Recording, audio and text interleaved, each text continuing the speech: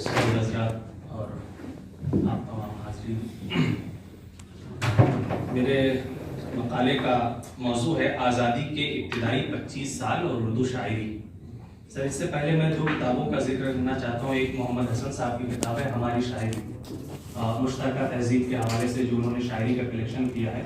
اسی طریقے سے دوسری کتاب جانثار اختر صاحب کی 2 ضخیم جلدوں میں 550 صفحات کی دونوں جلدیں ہیں، اور اس میں انہوں نے مشترکہ تہذیب اور ہندوستانی شاعری کا جو کلیکشن کیا ہے وہ باقاعدہ ایسی حیثیت رکھتا ہے کہ اس پر پی ایچ ڈی کی جا سکتی ہے۔ میں نے ان دونوں کتابوں کو اپنا بنیادی حوالہ بھی بنایا ہے۔ اے وطن، اے میری گنگا کی ہمالیہ کی زمین، سینکڑوں سال فروزاں ہے تیری یاد کے ساتھ۔ یہ نہیں ہے کہ نظارے ہی ہنسی ہو تیرے، حسن تہذیب بھی ہے حسن خداداد کے ساتھ۔ اردو ہندوستان کی زبان ہے اور ہندوستان ایک قدیم تہذیبی و ثقافتی ملک ہے۔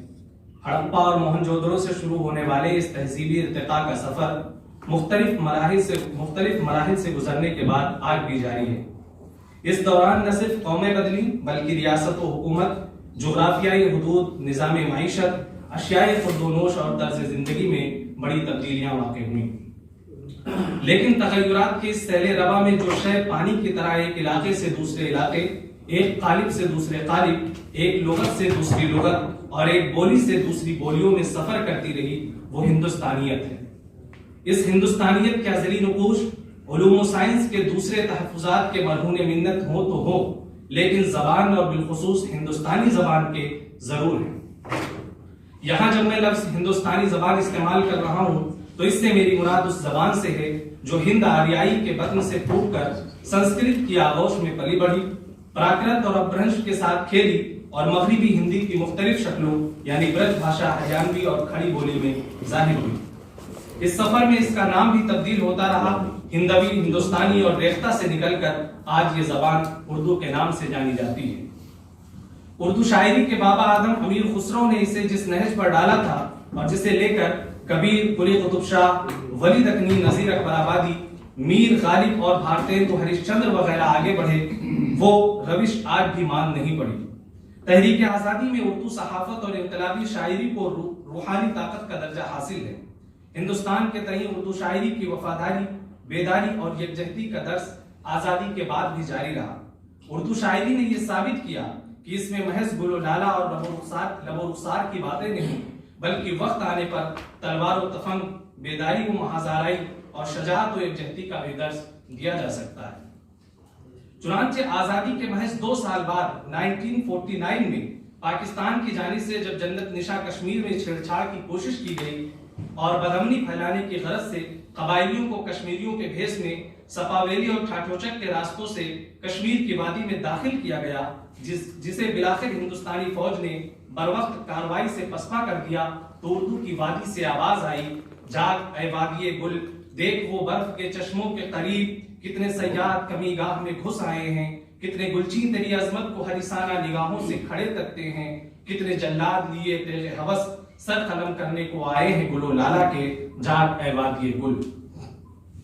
آزادی کے بعد ہندوستان میں رونما ہونے والا دوسرا اہم واقعہ پرتگیز مقبوضات کو حاصل کرنا تھا۔ پرتگیز ہندوستان میں قدم رکھنے والی پہلی یورپین قوم تھی جو تجارت کی غرض سے داخل ہوئی اور پھر گوا کو سلطنت بیجاپور سے چھین کر اس پر قبضہ کر لیا۔ اس کے بعد دمن اور دیپ جزائر بھی ان کی شرنگیزیوں سے محفوظ نہ رہ سکے۔ ہندوستان کی آزادی کے 14 سال بعد تک یہ خطہ پرتگالیوں کے قبضے میں رہا۔ بالآخر دسمبر 1961 میں ان کے خاتمے کا وقت اس وقت آیا جب پرتگالیوں نے گوا کے سرحدی علاقے سے ممبئی جا رہے سمندری جہاز پر سوار نہتوں پر فائرنگ کر دی اور کئی لوگ شہید ہو گئے۔ ہندوستانی فوج نے ہنگامی طور پر مشن وجے تشکیل دے کر پرتگالیوں پر بری، بحری اور فضائی تینوں جانب سے حملہ کر کے ان کے ہوش اڑا دیے اور گوا، دمن اور دیپ کا علاقہ متحدہ ہندوستان کا حصہ بن گیا۔ اس سلسلے میں اردو کے کئی شاعروں نے اپنے جذبات کا اظہار کیا۔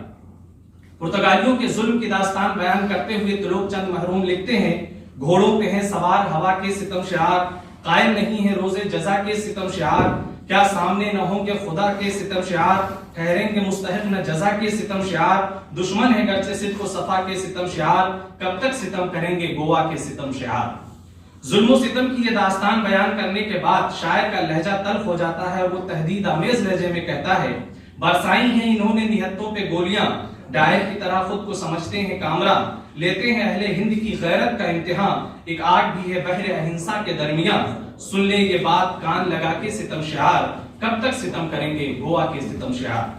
لیکن بالآخر جب یہ مقبوضہ علاقے ہندوستان کے قبضے میں آ گئے اور گوا کی عوام نے راحت کی سانس لی تو اردو شاعروں نے اس جشن میں بڑھ چڑھ کر حصہ لیا اور یوں گویا ہوئے، جنوں کی پاک دامنی سے ہر روش چمن بنی، سور کے ہر خزاں نصیب شاخ گل بدن بنی، دھواں نہیں سحر کی شوق روشنی میں گھل گیا، فضا میں آج پر چمے نشاط رنگ کھل گیا، جزیرہ ہائے دیو دمن گوا کا داغ دھل گیا۔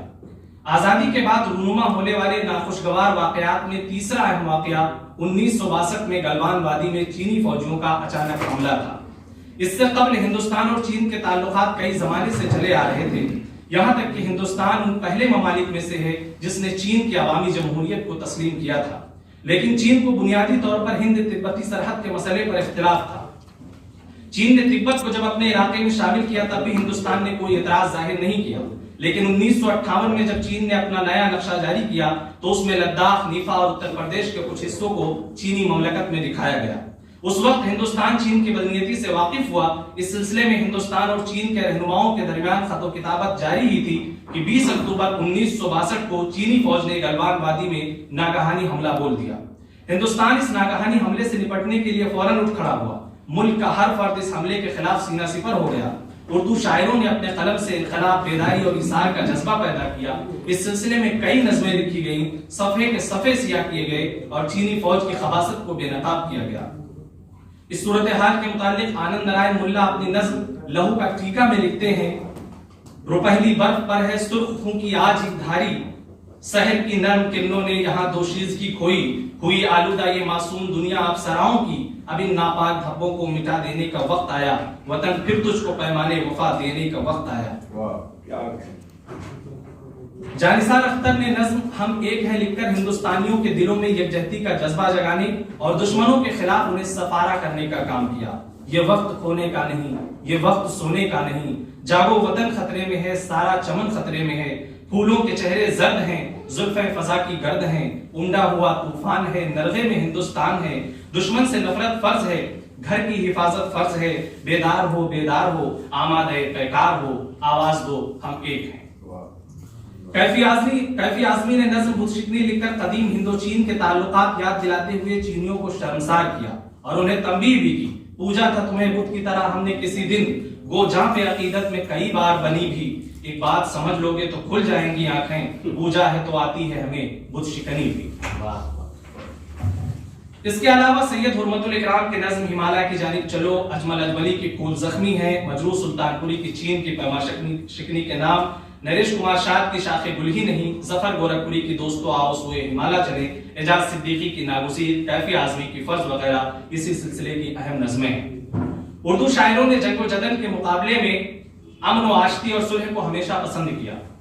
اس طرح کا جب کوئی موقع آیا ہے اردو شاعروں نے بڑھ چڑھ کر اس کا استقبال کیا ہے اور اس کا جشن منایا ہے۔ اس سلسلے میں 1966 میں ہندوستان اور پاکستان کے مابین جنگ نہ کرنے کے سلسلے میں تاشقند کا معاہدہ قابل ذکر ہے۔ اس سلسلے میں جو اشعار ہیں کچھ میں کوٹ کر دیتا ہوں، وقت بھی ہو رہا ہے۔ سردار جعفری نے نظم دشمن کون ہے میں پاکستان کو مخاطب کرتے ہوئے کہا، یہ ٹینک توپ، یہ بمبار، آگ بندوقیں کہاں سے لائے ہو، کس کی طرف ہے رخ ان کا، دیار وارث و اقبال کا یہ تحفہ ہے، جگہ کے جنگ کے طوفان زمین نانک سے، اس اٹھے ہو برق گرانے کبیر کے گھر پر، غلام تم بھی تھے کل تک غلام ہم بھی تھے، نہا کے خون میں آئی تھی فصل آزادی، ہمارے پاس ہے کیا درد مشترک کے سوا، مزہ تو جب تھا کہ مل کر علاج جا کرتے۔ لیکن تاشقند کی فتح ہوئی اور اس کے بعد میں جشن منایا گیا، کچھ اس انداز میں، مناؤ جشن محبت کی خون کی بو نہ رہی، برس کے کھل گئے بارود کے سیاہ بادل، بجھی بجھی سی ہے جنگوں کی آخری بجلی، مہک رہی ہے گلابوں سے تاشقند کی شام۔ اسی طرح رفعت سروش نے کہا، جام چھلکاؤ بنامے تاشقند، پھر سوال آئی پیامے تاشقند، اے میرے حسن تخیل جھوم جا، اے میری فکر رسا بربت اٹھا، اہل دل کو راہ الفت مل گئی، مشعل امن و صداقت مل گئی، شر ہوئے پھر دشت و بازو جنگ کے، تازہ دم ہے زندگی کے ولولے۔ اسی طرح جگن ناتھ آزاد کی نظم طویل ہے کافی، احباب پاکستان کے نام قابل ذکر ہے۔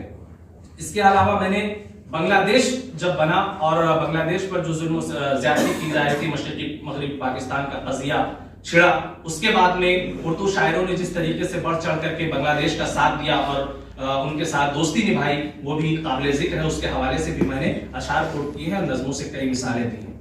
اس کے علاوہ اردو شاعروں نے ایک چیز یہ محسوس کی تھی کہ ان تمام چیزوں کے بیچ میں اگر یکجہتی برقرار نہ رہے تو یہ سچویشن کبھی یکجہتی کی پیدا نہیں ہو سکتی ہے، یا اس طرح ہم مشکل گھڑیوں میں نپٹ نہیں سکتے ہیں۔ آخری اقتباس، جذبہ مسرت کے ساتھ ان شاعروں نے اس قوت کو فراموش نہیں کیا جو ہر محاذ پر ہندوستانیوں کی فتح کا سبب بنی۔